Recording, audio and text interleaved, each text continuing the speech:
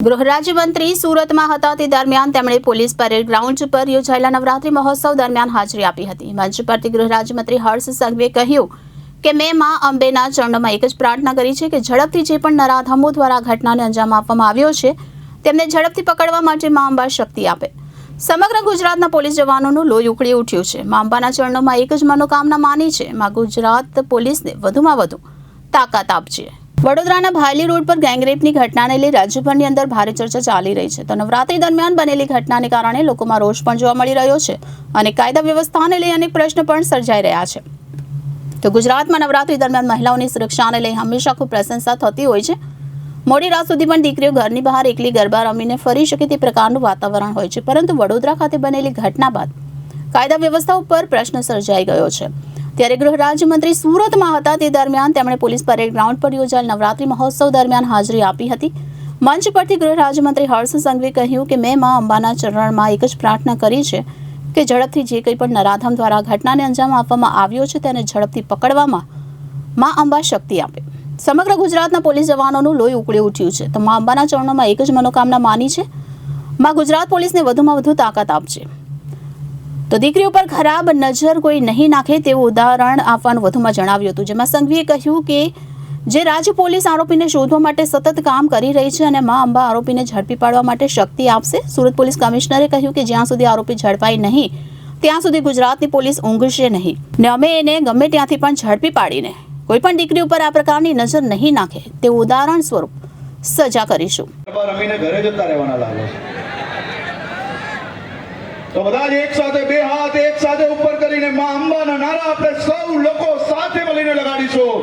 બોલ માડી અંબે, બોલ માડી અંબે, બોલ માડી અંબે, અંબે માત કી।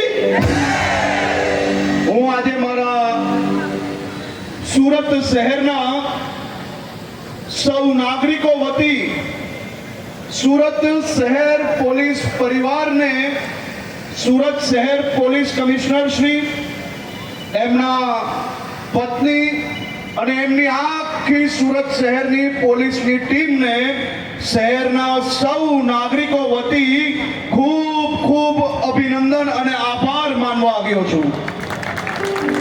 એ તમે કલ્પના તો કરો, પોલીસ દાંડિયા રમે છે ને છે કે નહીં, કઈ અજબ ગજબની વાત છે કે નહીં?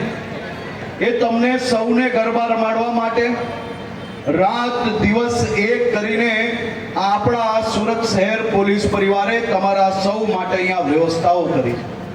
તમને જાણીને આનંદ થશે, આપણી રક્ષા કરનાર પોલીસ જવાનો જે શહીદ થયા છે તેમના પત્ની અને પરિવારો દ્વારા અહીંયા સ્ટોલની વ્યવસ્થાઓ કરવામાં આવી છે। આજે આ વ્યવસ્થાઓ જોઈને મને ખૂબ આનંદ થયો અને તમારા વતી હું એમને અહીંયા આભાર માનવા અને અભિનંદન આપવા આવ્યો છું। આભાર આપવા પડે કે નહીં ભાઈ, માનવા પડે કે નહીં?